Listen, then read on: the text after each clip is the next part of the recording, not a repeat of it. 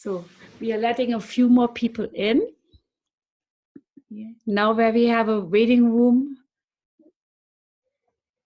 it's a bit more complicated. So that's lovely. So I thought I might start with, will you watch the room? Mm-hmm. Yeah. I'll start with just a brief mindfulness meditation and make yourself comfortable. Hi, Emma. So great to see all our Americans and all our Europeans. It just really makes me so happy to see this.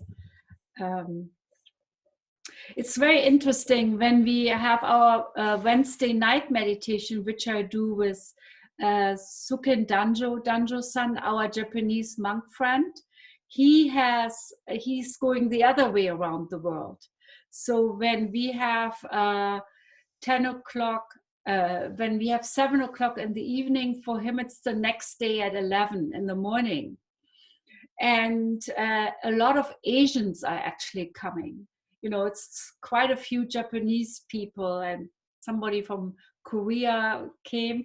So it's in the evening, it's one side of the earth, and in the morning it's the other side of the earth. It's kind of, I think it's just very inspiring. That's what we should do. All right, make yourself comfortable.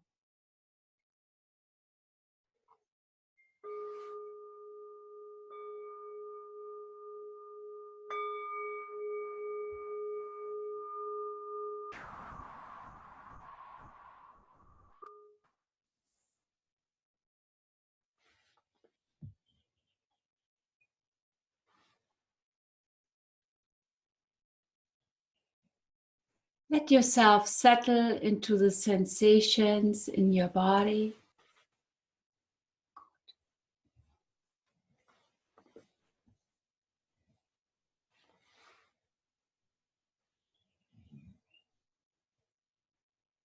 Let yourself settle into the sensations in your body. Notice the touch between your body and the chair, the cushion, the ground.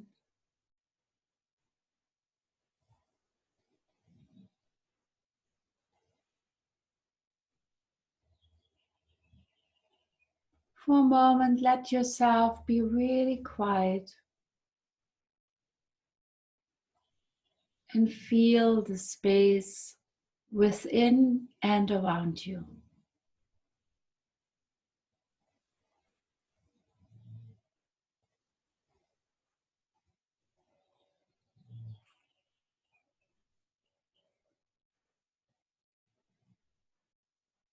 Maybe you even can sense yourself as part aspect of this web of life.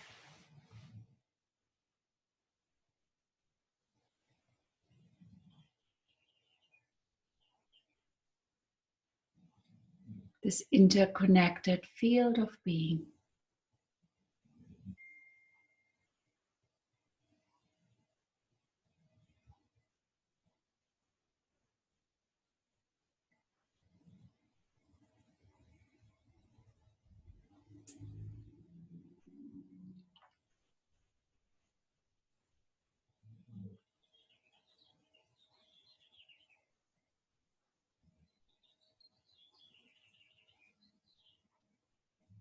And feel your whole body as a whole, the entirety of your body.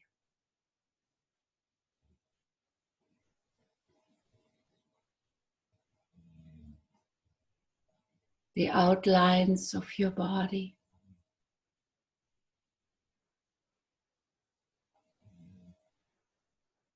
And the felt sense within your body.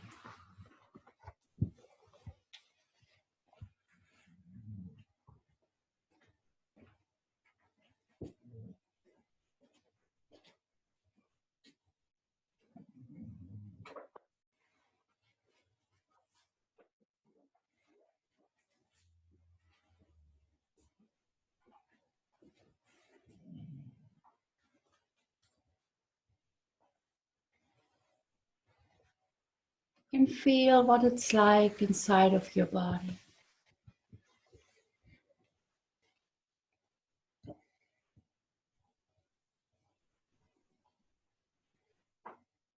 Whether there's tightness or vibration or both.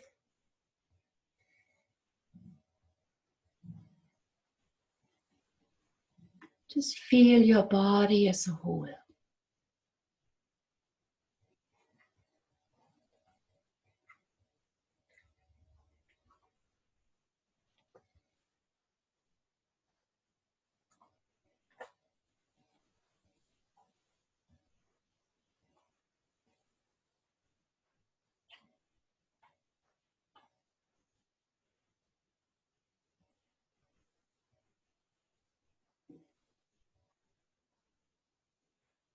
And then notice from this field of the body, of body awareness.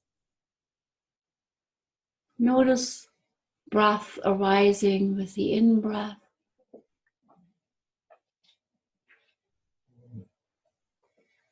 letting go with the out-breath.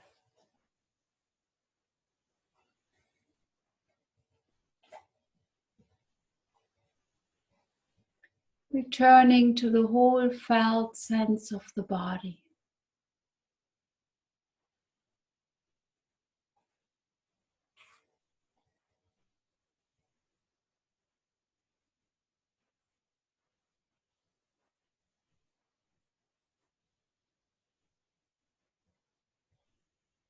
Feeling the sensation and movement of breath arising with the in-breath,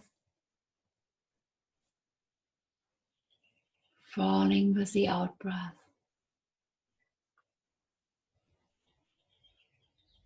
Whole body. Breath breathing back in.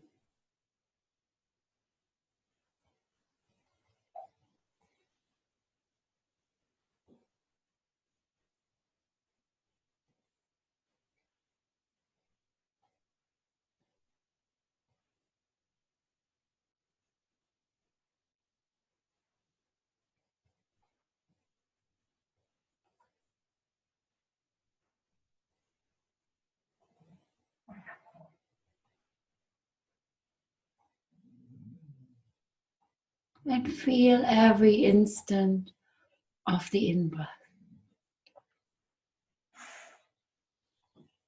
Every instant of the out-breath. Whole body.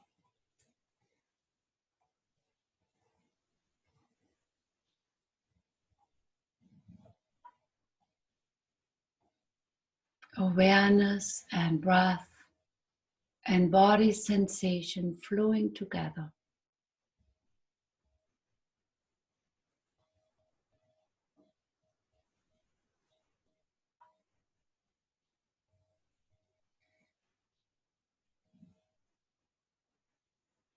And as your focus increases, the wandering mind calms down.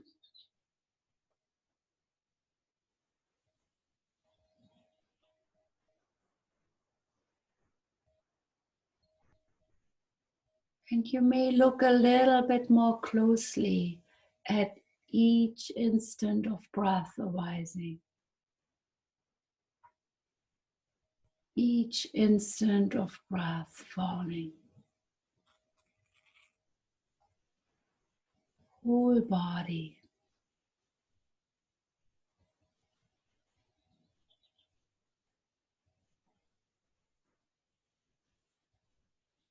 And allow breath to breathe you.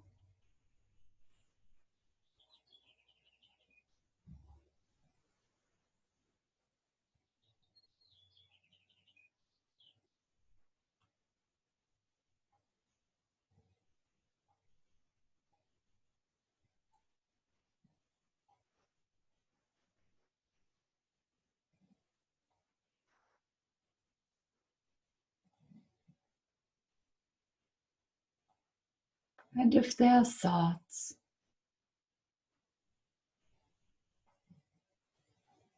Just notice them like little rays of energy, like rays of light flitting by.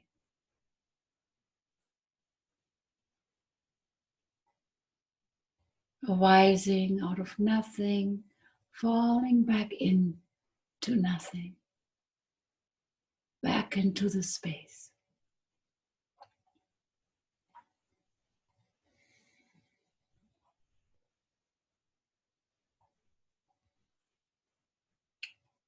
Again, grounding yourself in the sensation of body and breath.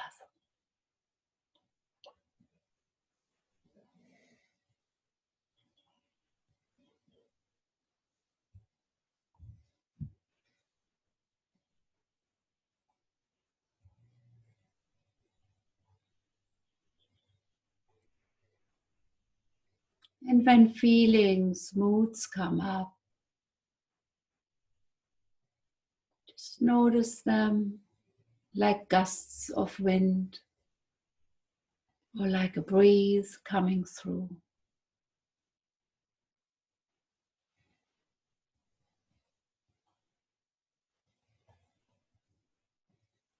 Arising out of the field of becoming and going back into it.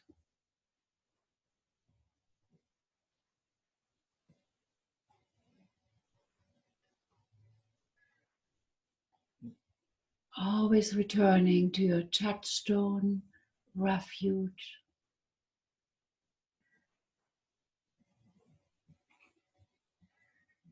The sensation of the entirety of your body.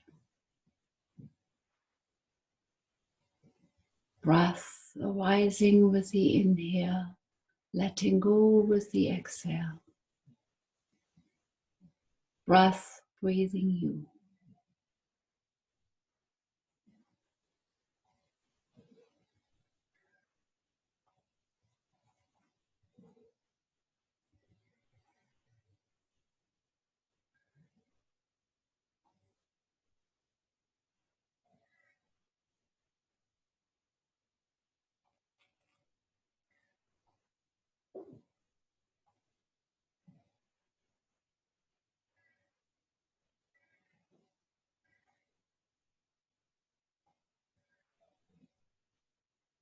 And again and again and again, returning to body and breath.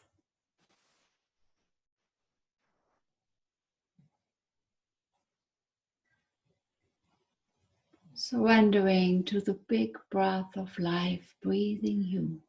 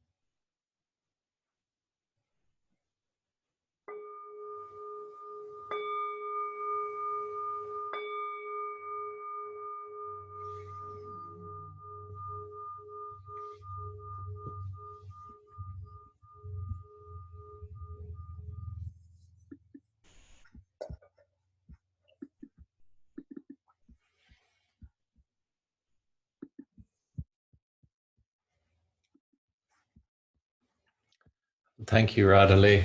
And as Radhule said at the start, and for those of you who are joining us for the first time, we've been going through the spiral of the work that reconnects, the work that our friend and mentor Joanna Macy has come up with as she's worked with activists, by which she means anybody who's acting with more than their own self-interest in mind, anybody who's acting for the greater good, the welfare of others, or for our world.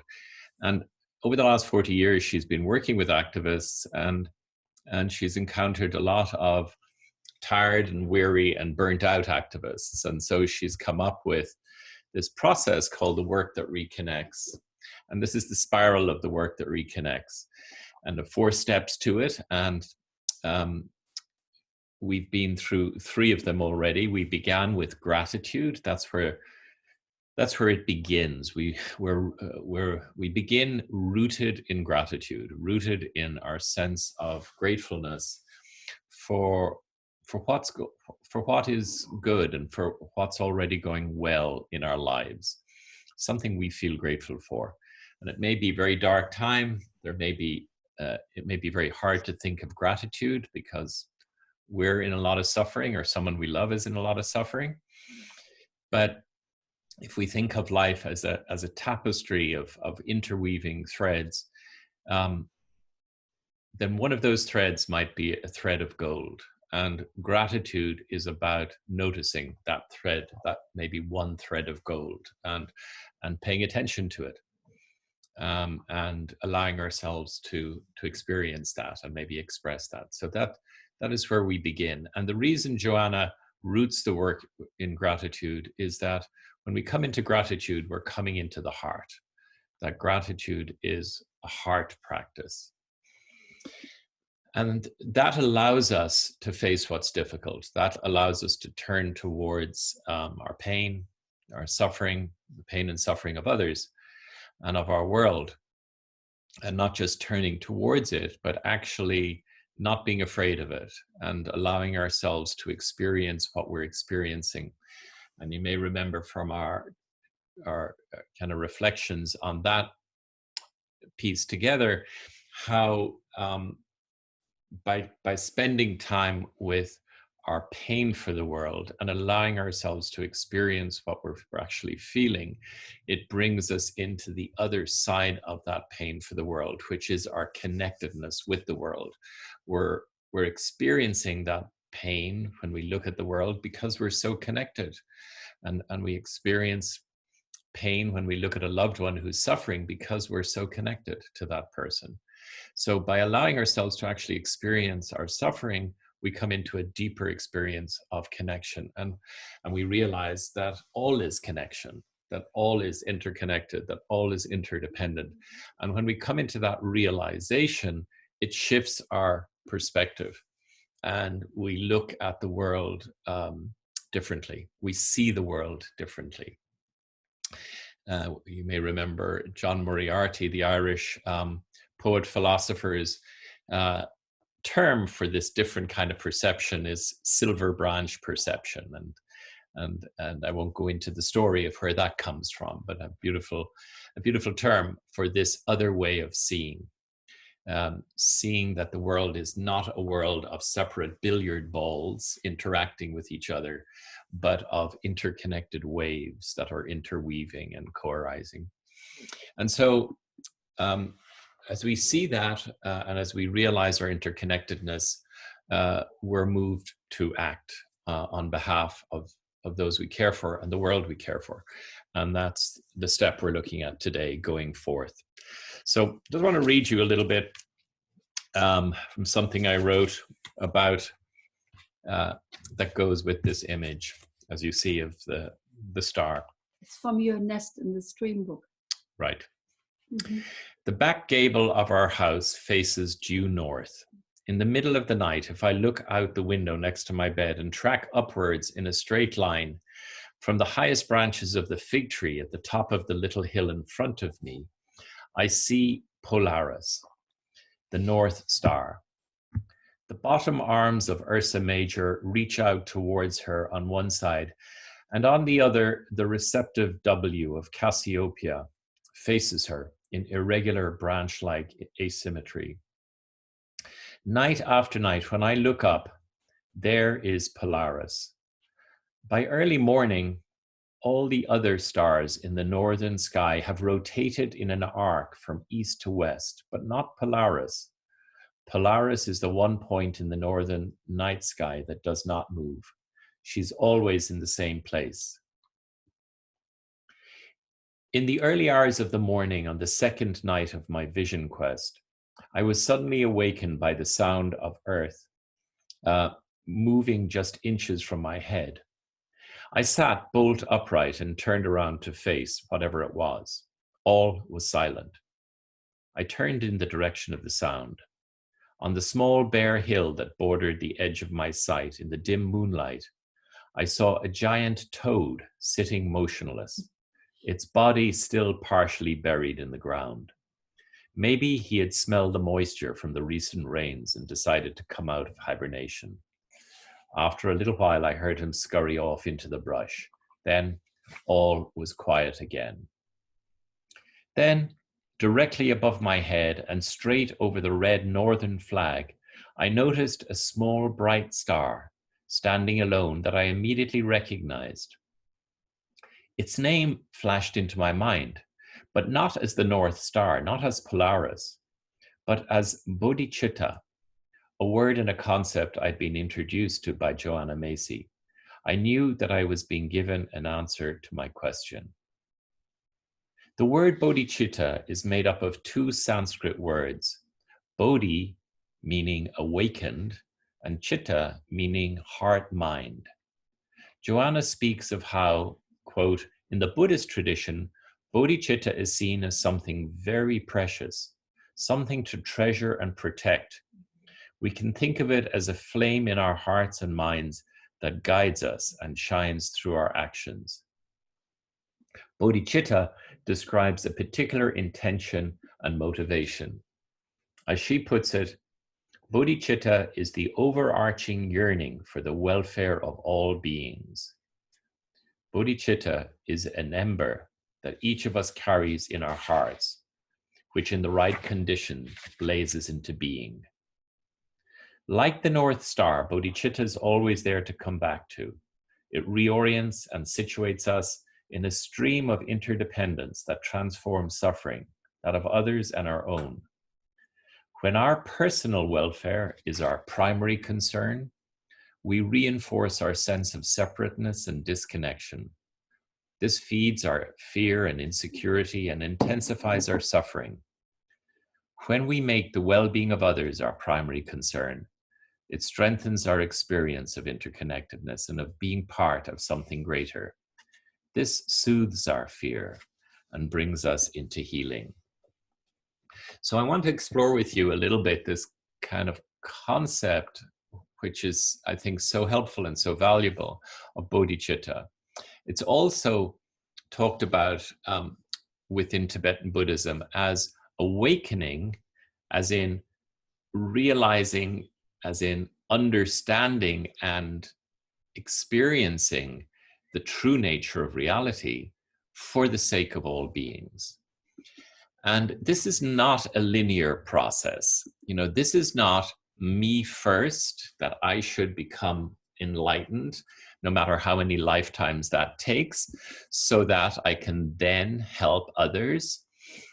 It's more like two hands together, as in namaste, awakening for the sake of all beings. And the more aware I am, as in experiencing and understanding the interdependence of all life, the more helpful I'm going to be in helping others. And the stronger my desire and my yearning to do so is. So how can we awaken this kind of solar power of bodhicitta? How can we awaken this? Well, bodhicitta arises spontaneously from an experience and an awareness and experience of how deeply interconnected we are with ourselves, others, and our world, and with ultimate reality.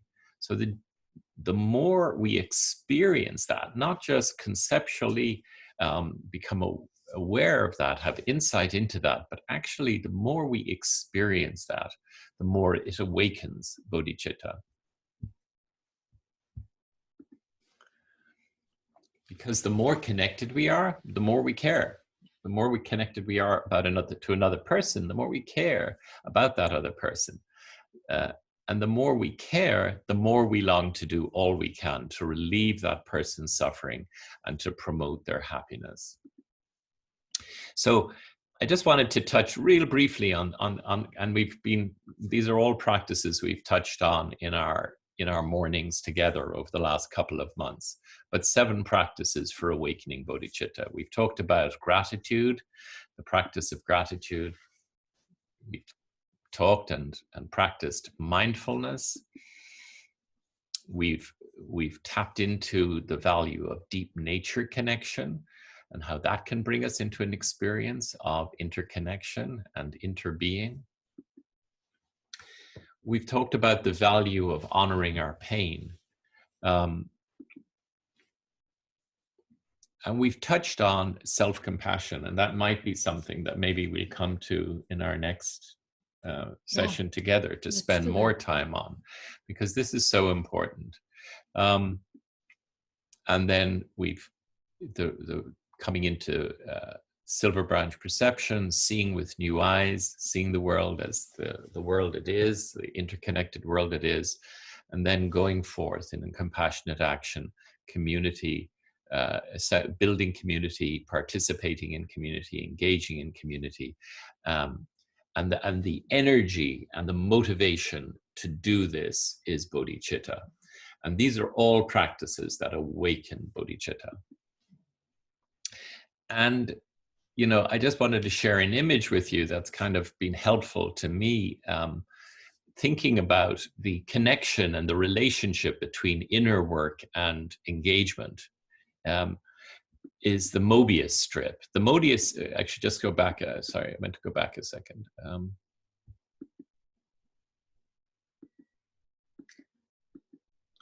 Mobius strip is a continuous, it's a continuous, you can make this with a strip of paper and you just flip it around one end of it like 360 degrees and connect it to the other. And then if you follow around the outside, you'll notice that the outside becomes the inside, and you follow around the inside as far as it goes, and the inside becomes the outside. That's the Mobius strip.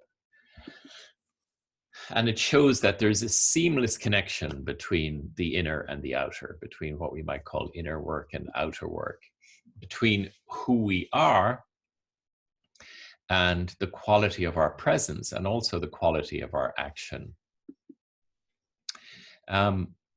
Zen teacher Angel Kyoto Williams says that love and justice are not two. Without inner change, there can be no outer change. And without collective change, no change matters. So again, speaking to that seamless connection between bodhicitta and awakening our desire to help others, to free them from suffering, and our acting to do so. It's all part of a seamless whole. And we discover as we do so, as we engage in compassionate action, motivated by bodhicitta, motivated to relieve the suffering for the welfare of all beings. The more we do this, the more we care about others, we notice that the happier it makes us. And this is one of the great teachings, I think, of His Holiness the Dalai Lama, that if you want others to be happy, practice compassion. If you want to be happy, practice compassion. That actually practicing compassion, which is bodhicitta in action, practice compassion. It actually makes us happier to do so. And so that's really the kind of word I wanted to, and the concept, and touch on some of those practices for awakening bodhicitta. As the Buddha says, go forth on your journey for the benefit of the many, the joy of the many, out of compassion for the welfare, the benefit, and the joy of all beings. So going forth together. And so I'd like to lead you now in a meditation, and then maybe we'll have a little time for some discussion.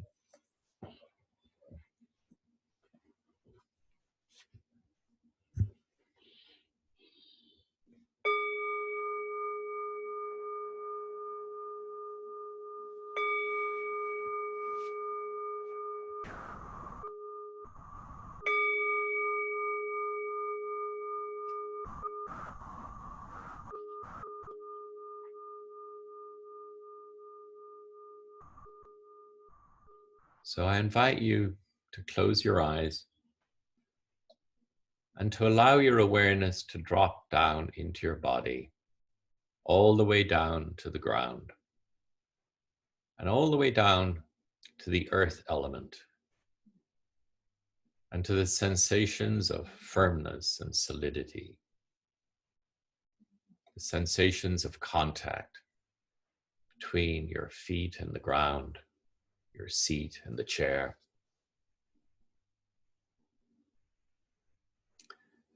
And allow your awareness to rest on these sensations of firmness and solidity for just a little while. Allow yourself to experience these sensations of firmness and solidity.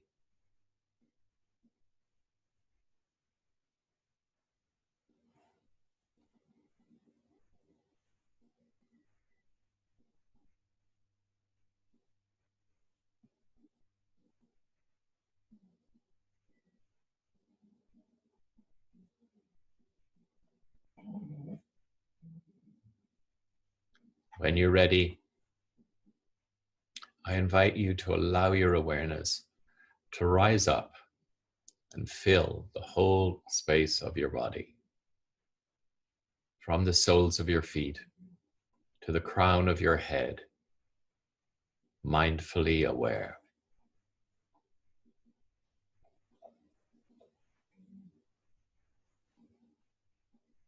Your whole body filled with mindful awareness.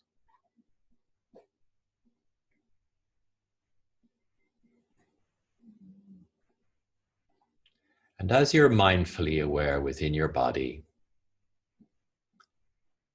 I invite you to notice where in your body you're most aware of the sensations of breath. Maybe the rise and fall of your belly, the rise and fall of your chest, or the subtle flow of air moving in and out of your nostrils.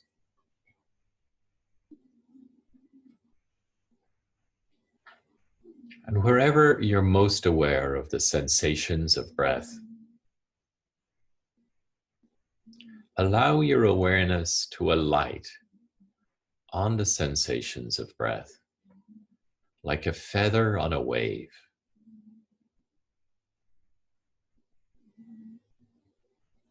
And allow your awareness to be carried on the sensations of breath, sensations of the rising breath, sensations of the falling breath.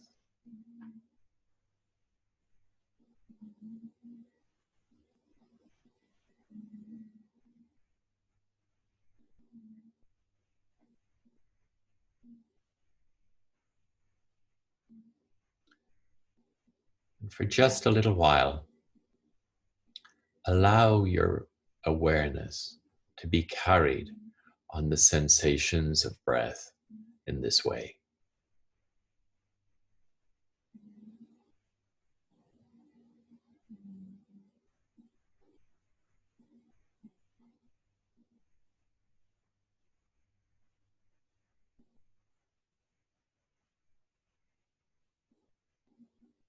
Sensations of the rising breath, all the way through the rising breath. Sensations of the falling breath, all the way through the falling breath. And in between, the felt sense of the body.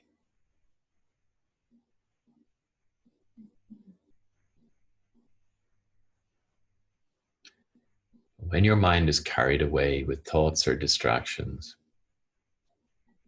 as soon as you notice this, relax, let go of the thought, the distraction, and allow your awareness to fall back into your body and into the sensations of the rising breath, the falling breath, the felt sense of the body.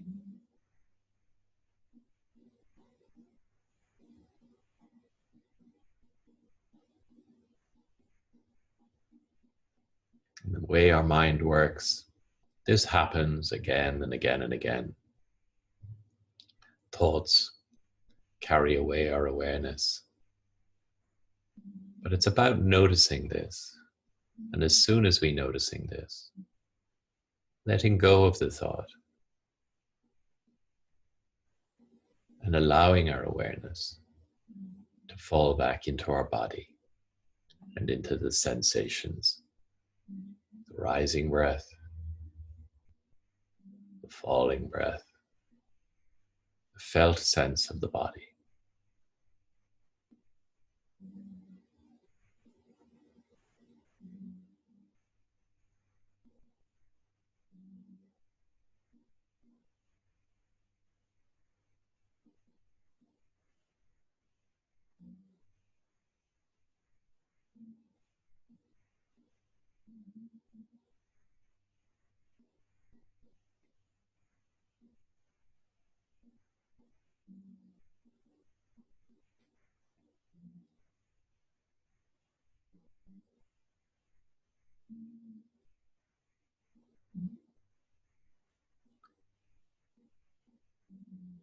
When you're ready, I invite you to bring your particular awareness to the sensations of the falling breath, the sensations of the exhale.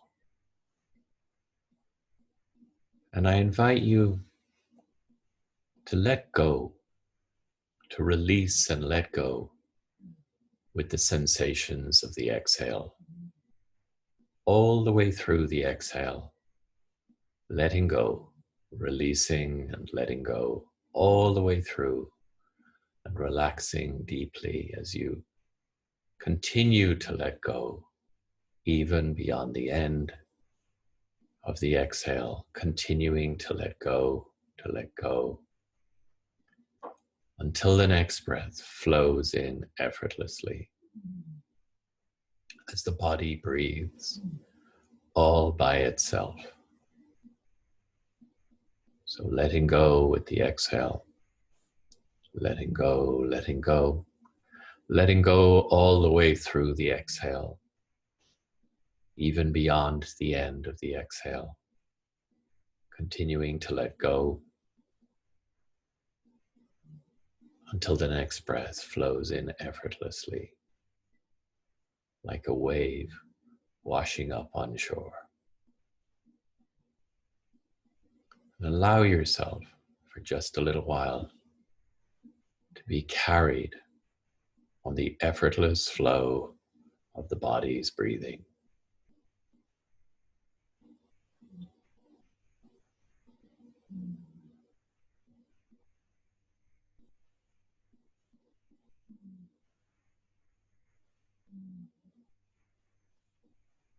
Sensations of the rising breath, the falling breath,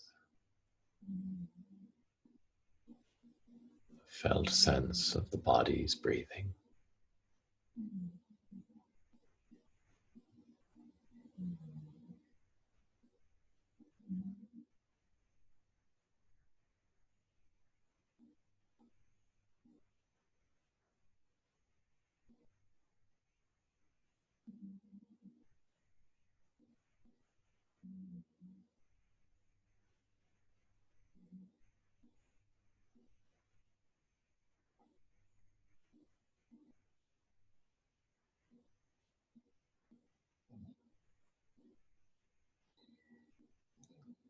And know that as you exhale, that as you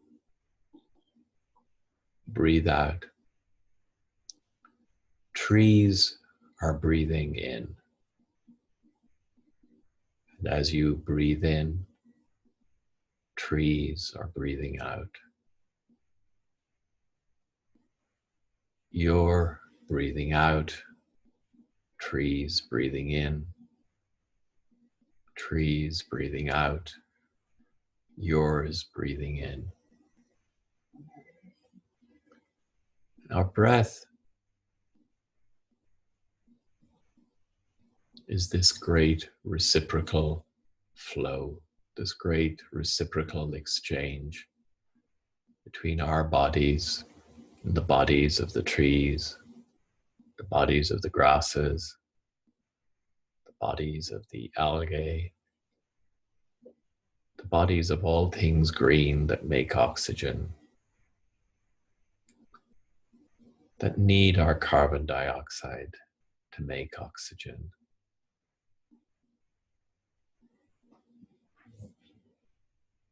We are literally breathing each other into life.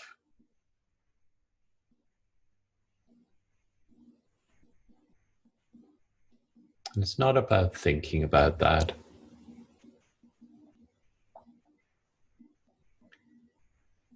It's not even about being aware of that. It's about allowing ourselves to participate in that with our awareness. And we do that by paying attention ever so simply to the sensations of the rising breath, the sensations of the falling breath, the sensations of the felt sense of the breathing body. And by allowing ourselves to be carried in the sensations of breath, the sensations of breathing, we are allowing ourselves to participate in the great reciprocity at the heart of life.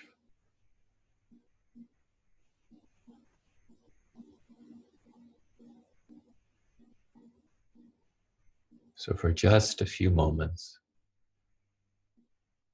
allow yourself, allow your awareness to be carried in the flow of sensations of the rising breath, the flow of sensations of the falling breath, the flow of sensations of the felt sense of the breathing body.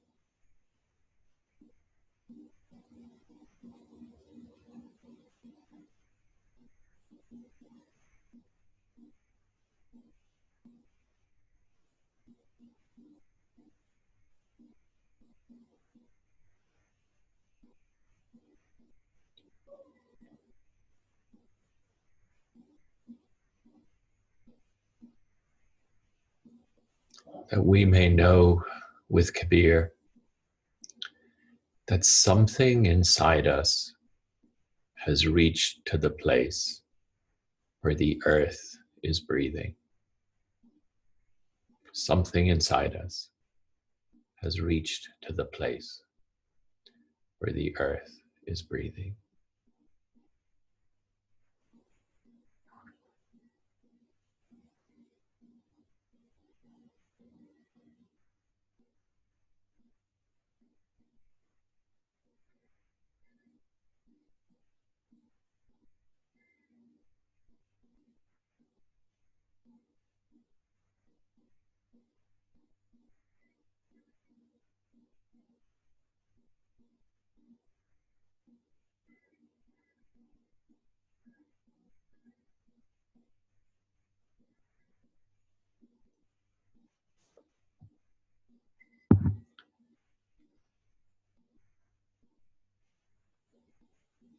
May all beings be happy. May all beings be safe. May all beings everywhere be free. And may I become all that I need to become to best enable this to happen for all our relations.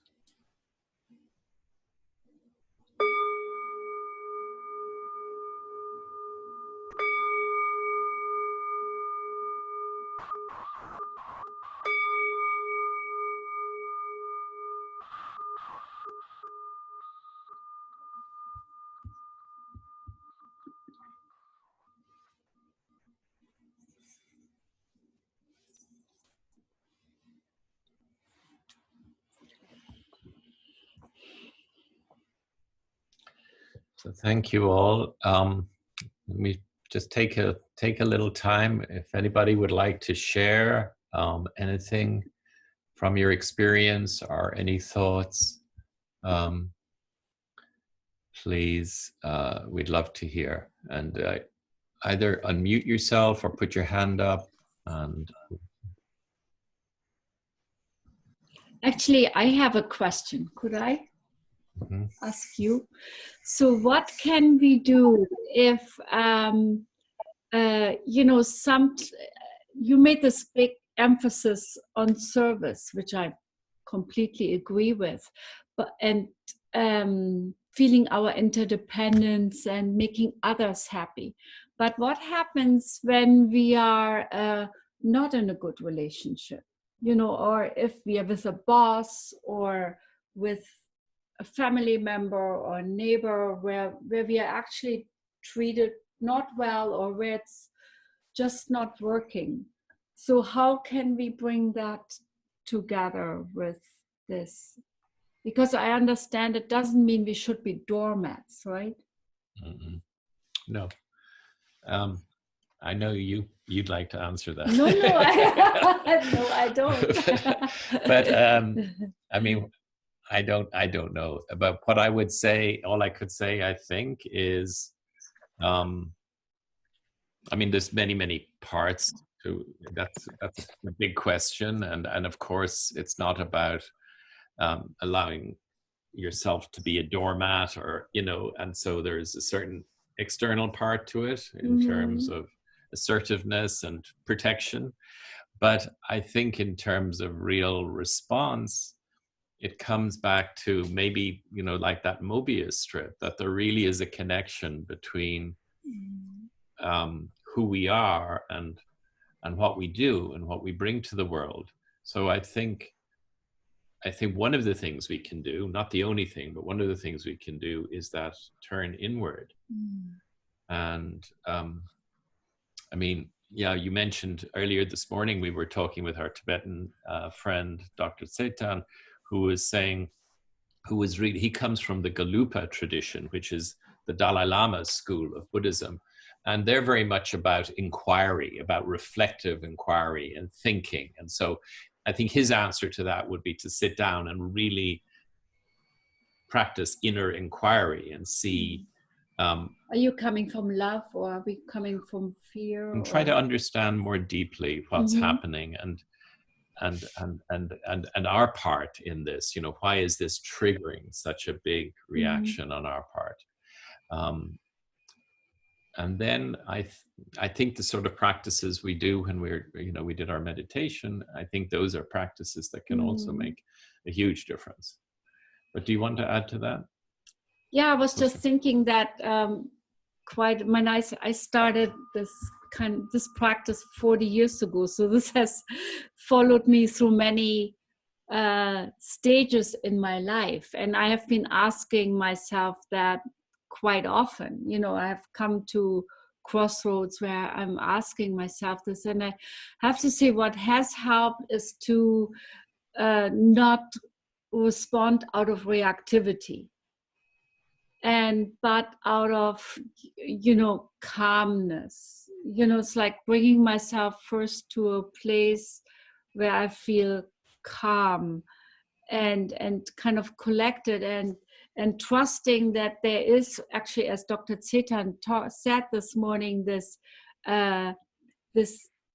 original goodness in us that we can reach when we are becoming really quiet, and sometimes that leads us to having to make hard decisions and leave a workplace or relationship, but still that can happen out of a sense of greater rightness or caring. But I find that difficult, so I don't think I have the right end all answer. But I think the more I am actually grounded inside myself, the more there is a chance that I make a good decision. But I was wondering how others feel that. I think Callie wants to. Callie. come in with something. Yeah, Yeah, I think a real common thing that we're practicing in the song is the compassion meditation and the metta practice. And it seems like, you know, when the grief and the sorrow and stuff comes in, when I'm calm enough and quiet enough, that metta practice is really important, and that compassion practice. And people that I find that upset me the most are people that my metta practice and my compassion practice really helps. And just spending the time to really wish them well, it seems like it diffuses, you know, anger, frustration, dread towards these people. Just being able to have that kind of practice, you know, that I've been taught through this, my participation in the sanghas. I found that being still and quiet, like this is a really good meditation for me. I really do feel like I settled down and got still. There's a lot of grief and sadness, but I think part of that is this feeling interconnected and being aware of where I'm connected with people and where I have some grief and where I have some sadness and what I'm sitting in. And if I didn't have those other tools, you know, the metta practice and the compassion practice, it'd be hard for me to really settle down, because sometimes when I settle down, there is this grief and remorse that I'm sitting in that I need to be comfortable with. Mm. Thank you, Callie. Thank you. Beautiful. Anybody else having a thought, or doesn't have to be related to that? If anything else you'd like to come in with, if anybody. Yeah, please, Sarah. Yeah, I find that sometimes, well, first place, the body memory is very strong with me. It's, you know, like somehow or another, I feel like I've heard that we process the world both visually, auditorily, and kinesthetically. And two out of three are more dominant than others. And for me, I'm highly visual and highly kinesthetic. So often it's hard for me to figure out what it is that's actually bothering me. You know, I mean, I'm not talking about a reactivity, you know, to a person or something, but sometimes there's this general malaise or underneath. And again, being still is the way to unpack this gift, but it's not necessarily a straight line. There's no straight lines. No straight lines at all, you know, and there's a lot of coming, that wonderful Mobius strip that you talk about. And that interconnection is very profound. It's also interesting to note that, you know, my default setting, which comes back from years of childhood, you know, issues and the fact that, you know, for much of my life I was on my own. So, you know, that comes into play, especially now with the COVID-19. I find that my default setting is, you know, well, pull yourself up by the bootstraps, young lady. You know, you've been alone most of your life, and you can just do it just fine. That's my mother speaking. So I'm just kind of curious on how one can get clear, especially when the knowing is sometimes through the body. Here's a question that might relate to this. Somebody asked, what is the felt sense of the body? And that's a term that was coined by the psychologist Eugene Gentling, I think maybe in the 70s, sensory awareness. And it means the feeling sense of the body, you know, the mood, the sensations, the experience within the body. And he said, I can only vaguely paraphrase it, that often the body knows more, has a deeper intelligence than our thinking conceptual mind. It's like, I know Annette from when we were in Catholic non-boarding school. Well, for a very, very long time. We were 14 or 13 or 15 or so. And I just remember going with you to a party and you just had a body sense, ooh, something is wrong here. You know, so a really strong body sense. And I could just always trust that in you. You know, it's like this. So sometimes I think the body knows something our conceptual mind doesn't know yet, which is kind of interesting. And so on the other hand, sometimes we can, there is a fine line between listening to our body sense and being just wildly reactive.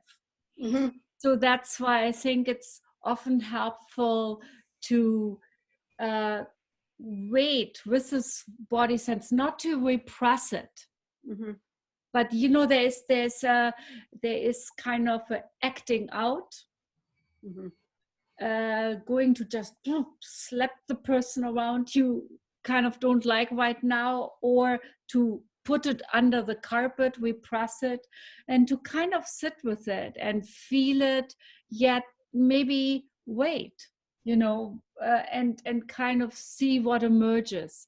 And again, that comes back to that trust in a deeper wisdom that's a priori there, that Dr. Tsetan talked early this morning about, you know. And I think we were actually talking after that together, that somehow in our Christian tradition, at least how Annette and I were taught it, there is this original sin business.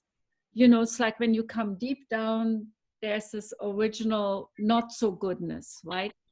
And which in a way messes up our intuition, you know, because it if there is this idea, if I become calmer and calmer and calmer, and then there is an original goodness and knowing, then there's actually something I can come to deep down. But I like to hear your thoughts or other thoughts, because it just came up in our discussion this morning, that you know, so to refine that original blessing, as Matthew Fox calls it, or goodness. I think just what I would like to just add to the discussion is a kind of a new appreciation I have in recent weeks, months, in my own meditation practice, for the value of concentration, and that's partly, you know, the kind of, like in the meditation we both led this morning, the meditations we led this morning, you know, really coming to the, you know, bringing our attention to the breath, to the sensations of the rising breath, the sensations of the falling breath, and then the felt sense of the body.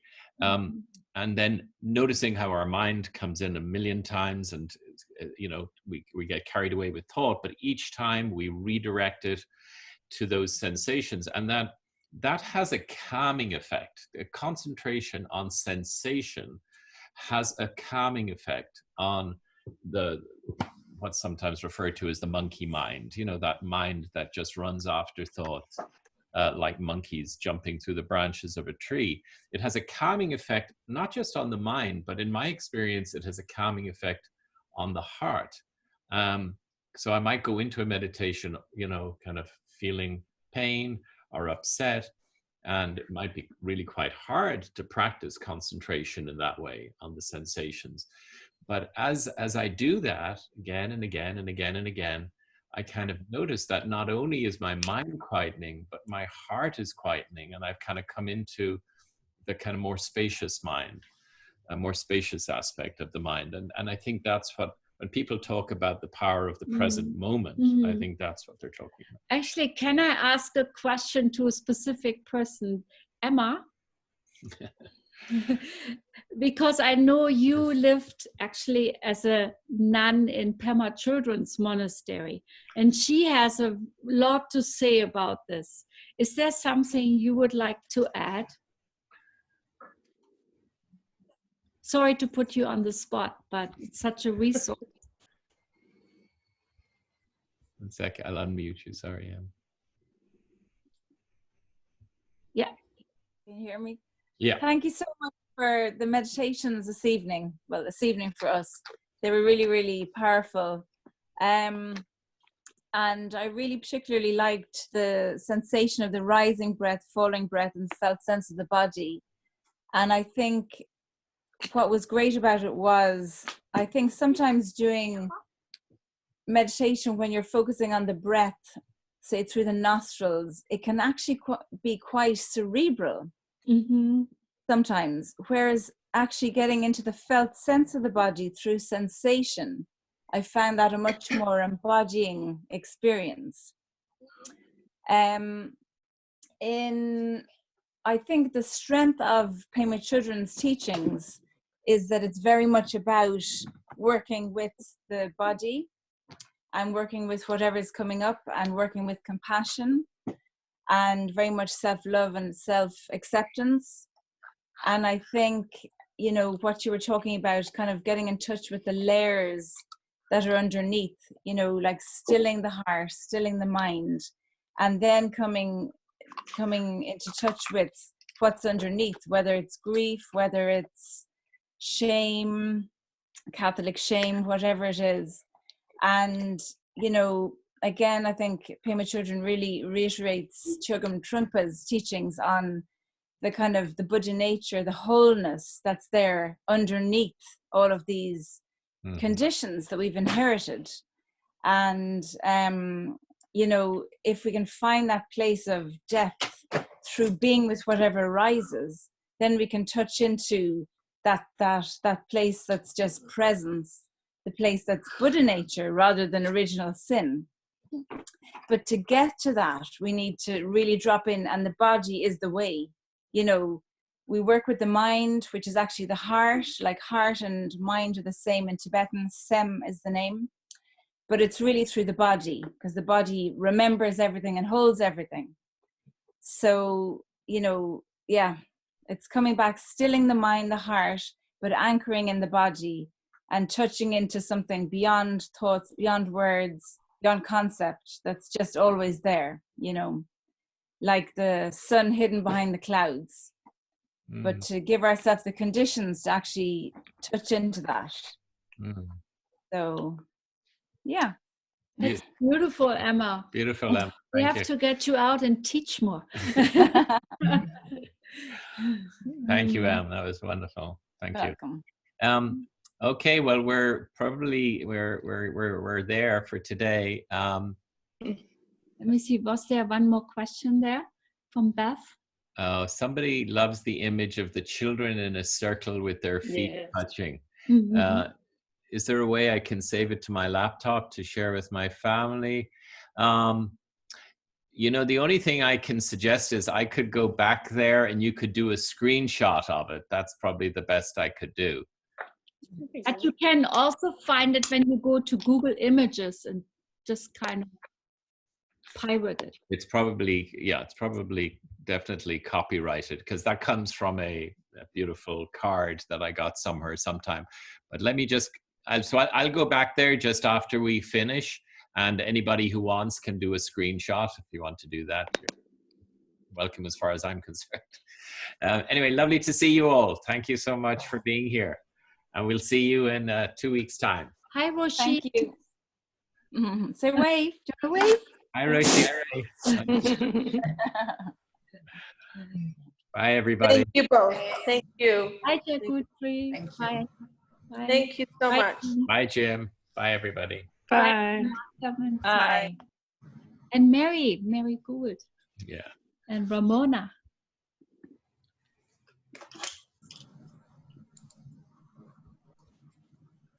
See if there's some way I can move. So if anybody wants and knows how to take a screenshot, you're welcome to do so.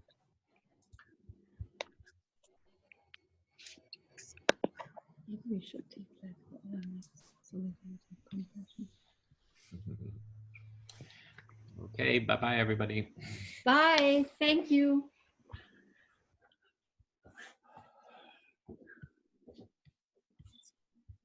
How do I close this now? Stop screen share. Bye-bye.